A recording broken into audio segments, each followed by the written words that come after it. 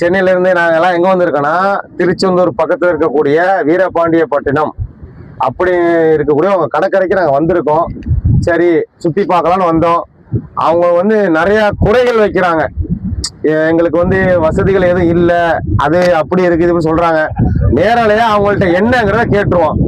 ஐயா சொல்லுங்க ஐயா, அங்க உங்களுக்கு என்ன பிரச்சனை நடக்குது, உங்களால தொழில் எதனால பாதிக்கப்படுது, உங்களுக்கு என்ன குறைகளோ நீங்க மக்கள்கிட்ட சொல்லுங்க.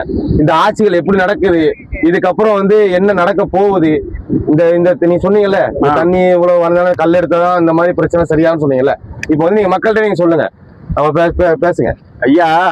இந்த கல்லை எடுத்தாதான் எங்களுக்கு தொழில் பண்ண முடியும். ஏன்னா கடல் எங்க அங்க உள்ள கடல், இப்போ இங்க உள்ள கடல் இங்க போயிட்டு ஐயா.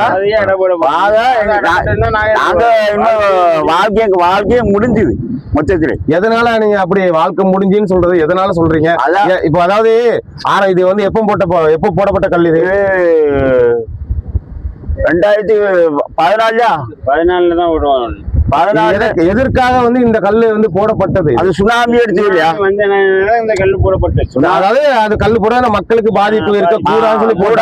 ஆனா இப்ப இந்த கல்லு போட்டதுனால உங்களுக்கு வந்து தண்ணி கொஞ்சம் உள்ள வரணும் இன்னும்.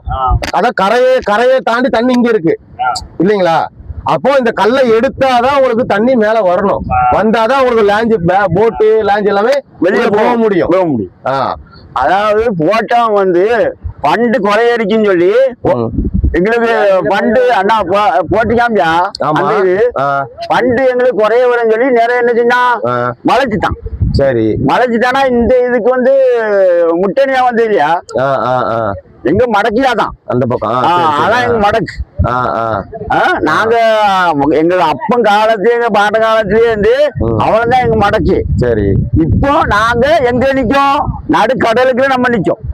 இது கடல் தான். இது கரை கிடையாது. கரை கிடையாது, கடல் தான். இதுக்கு தண்ணி உள்வாங்கிருச்சு. தண்ணி வந்து உள்வாங்கி போயிட்டே இருக்கு. சரி ஓகே. தண்ணி உள்வாங்கி போயிட்டே இருக்கு. இப்ப நாங்க வந்து இனிமே வாழவே முடியாது. எங்க 1000 ரூபாய் கடலுக்கு போனாதான் ஃபைபர் போட் எல்லாம்